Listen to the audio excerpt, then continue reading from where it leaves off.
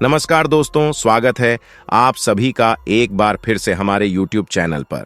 दोस्तों, अगर कोई व्यक्ति नागमणि चालाकी से चुरा ले तो उस व्यक्ति के साथ क्या होगा, आइए जानते हैं आज की इस वीडियो में। क्योंकि दोस्तों, तब क्या हुआ होगा जब इच्छाधारी नागिन ने दिया एक बच्चे को जन्म और व्यक्ति की एक गलती के कारण इच्छाधारी नागिन ने उसके साथ जो किया सुनकर लोगों के होश उड़ गए। तो ऐसे में वीडियो को आगे बढ़ाते हुए कहानी को शुरू करते हैं। नाग नागिन पर कई फिल्म बन चुकी है। इनमें नागिन, नगीना, हिस्स की कहानी में एक बात सामान्य है कि नाग को मारने पर नागिन बदला लेती है। नागिन को नाग की आंखों में मारने वाला का चेहरा दिखता है और वह अपने नाग का बदला लेती है। दोस्तों, हमने नाग नागिन के कई किस्से कहानियां सुने हैं और बड़े बुजुर्गों से भी सुना है, जिसमें नागमणि का जिक्र तो जरूर होता है। दरअसल दोस्तों, नागमणि इच्छाधारी नाग नागिन के लिए बहुत ही महत्वपूर्ण है, क्योंकि इस नागमणि की सहायता से उन्हें कई शक्तियां प्राप्त होती हैं। इससे वह किसी का भी रूप धारण कर सकती है, कोई भी भारी वस्तु उठा सकती है और किसी की भी जान ले सकती है। दोस्तों, जरा सोचिए कि इस नागमणि में कितनी शक्तियां होंगी, और अगर यह किसी इंसान के हाथ लग जाए तो वह इंसान बहुत शक्तिशाली हो जाता है, जिससे वह जो चाहे वह कर सकता है। लेकिन दोस्तों, नागमणि को साधारण इंसान हासिल नहीं कर सकता। यह केवल इच्छाधारी नाग नागिन को कठिन तपस्या के बाद महादेव से प्राप्त होती है, क्योंकि नाग नागिन महादेव शिव को ही अपना आराध्य मानते हैं और उनकी हजारों वर्षों की कठिन तपस्या से भगवान शिव खुश होकर उन्हें नागमणि देते हैं, जिन्हें इच्छाधारी नाग नागिन को संभाल कर रखना होता है। दोस्तों, यह चमत्कारी घटना है राजस्थान के एक छोटे से गांव चंदेला गांव की। दरअसल यह घटना घटित हुई चंदेला गांव के मुखिया और वहां के सबसे धनी इंसान आरशी जी के साथ। आरशी करीब आज से 5 साल पहले एक साधारण एवं गरीब का जीवन व्यतीत करते आ रहे थे। वह अक्सर जंगल में अपनी बकरियां चराने जाया करते थे। एक दिन बकरी चराते चराते वह जंगल के थोड़ा और अंदर निकल गए।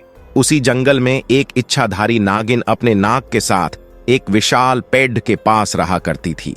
वह नागिन गर्भवती थी।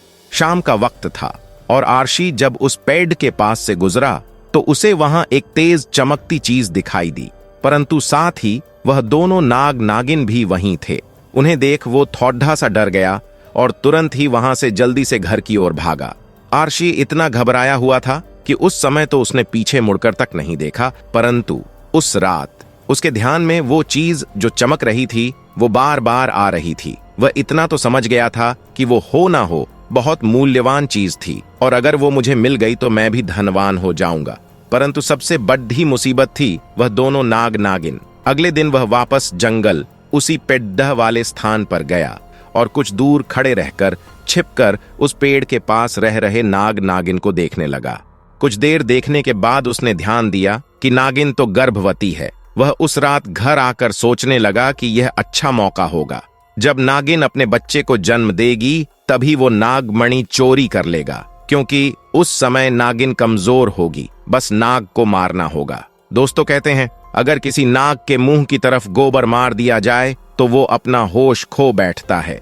अब आरशी हर रोज गोबर लेकर उस विशाल पेड़ के पास छुपकर सही मौके का इंतजार करने लगा। एक दिन वो मौका भी आया जब नागिन अपने बच्चे को जन्म देने वाली थी। तभी चुपके से आरशी ने नाग के मुंह पर तेजी से गोबर मारा और फिर एक बड्ढे पत्थर से नाग को मार डाला। फिर उसने नागिन और उसके बच्चे को भी मार डाला और उस मणि को उठाकर जल्दी से घर की तरफ निकल पड़ रहा।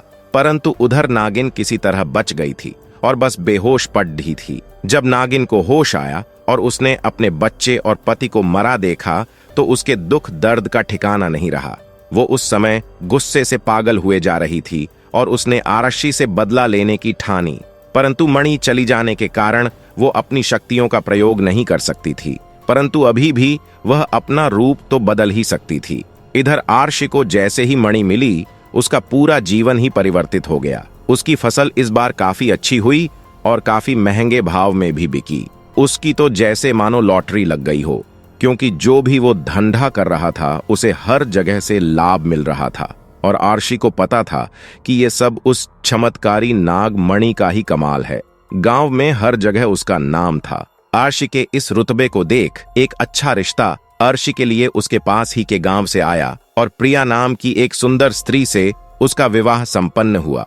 प्रिया अपने पति अर्शी को बहुत प्यार करती थी और बहुत इज्जत देती थी। दोनों एक दूसरे का कदम कदम पर साथ निभाते। उनकी जोड़ी गांव में मिसाल बन चुकी थी। उधर नागिन भी एक पुरुष का रूप धारण कर अमर नाम से आर्शी के यहाँ उसका मुंशी बन गया और आर्शी का विश्वास जीतने लगा। आर्शी भी अमर के व्यवहार और वफादारी को देख उसे अपना भाई समान ही मानने लगा।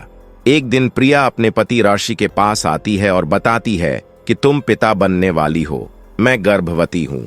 यह सुन आर्शी की खुशी का ठिकाना नहीं रहा। उस दिन वह खुद अपने मुंशी अमर के पास गया और बोला कि देखो अमर, मेरा कोई भाई नहीं है, परंतु जब से तुम्हारा साथ मिला है तुम मेरे सगे भाई से भी कहीं अधिक बन चुके हो। आज मैं बहुत खुश हूँ, इसीलिए आज मैं अपनी पत्नी और तुम्हें एक खास जगह ले जाना चाहता, क्योंकि मेरा इस दुनिया में तुम लोगों के सिवा कोई नहीं है। और वो अपनी पत्नी और अमर को कार में बैठाकर गांव के एक कोने में ले जाकर कार एक छोटी सी कुटिया के सामने रोकता है और बताता है कि जब वह छोटा था तब इसी कुटिया में उसकी माँ की जान उसे जन्म देती चली गई थी। उसके पिता तो पहले ही गुजर चुके थे। तब एक बूढ़े बाबा ने उसकी माँ को वहीं दफना दिया था और आर्शी को उसी बूढ़े बाबा ने पाला था। आर्शी बताता है कि जब भी उसके साथ कोई बुरी घटना होती या वो दुखी होता है तो बस वो इसी कुटिया के पास चला आता है। यहाँ उसे एक अनोखा सुकून का एहसास होता है। आर्शी आगे बताता है कि आज तुम दोनों को मैं इसलिए यहाँ लाया हूँ क्योंकि तुम दोनों अब मेरी जिंदगी का एक अहम हिस्सा बन चुके हो। दोस्तों, यह सुन सभी की आंखों में पानी भर आता है। कुछ देर रुकने के बाद जब वे वापस पहाड़ी से होते हुए घर को जाते हैं तो अचानक उनकी गाड़ी पहाड़ी पर एक बड़े पत्थर से टकराती है और गाड़ी को जोर का झटका लगता है, जिसके कारण आर्शी तो कार में ही फंसा रहता है, परंतु उसकी पत्नी प्रिया पहाड़ से नीचे गिर एक पेड़ पर अटक जाती है और उस पेड़ के ठीक नीचे ही बहुत गहरी खाई थी। दोस्तों, वो रात कार्तिक पूर्णिमा की ही थी। अमर अपनी शक्तियां पाकर पुनः नागिन रूप धारण कर लेता है। आर्शी अमर को देख चौंक जाता है क्योंकि अमर अब नागिन में पुनः बदल गया था। वो नागिन आर्शी को बताती है कि कैसे ठीक इसी तरह वह भी इसी स्थिति में फंसी थी जब आर्शी ने उसका पूरा घर संसार लूट लिया था, उसके पति और बच्चे को मारकर, और आज मेरे पास बदला लेने का मौका है। आर्शी घायल गाड़ी में फंसा हुआ था और रो रो कर नागिन को बोलता है कि भले मेरी जान ले ले, परंतु मेरी पत्नी गर्भवती है, उसे छोड़ दो। परंतु तभी उस नागिन को अपनी वही स्थिति याद आती है कि क्या होता है जब कोई अपना छिन जाता है। ये जिंदगी का सबसे बड़ा दुख होता है।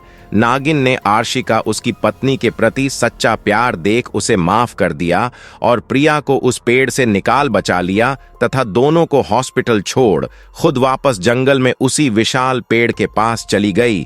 जब आर्शी हॉस्पिटल से स्वस्थ होकर अपनी पत्नी के साथ घर वापस लौटा तो उसे अपनी गलती का एहसास हुआ और उसने जाना कि उसने कितनी बड़ी गलती करी है।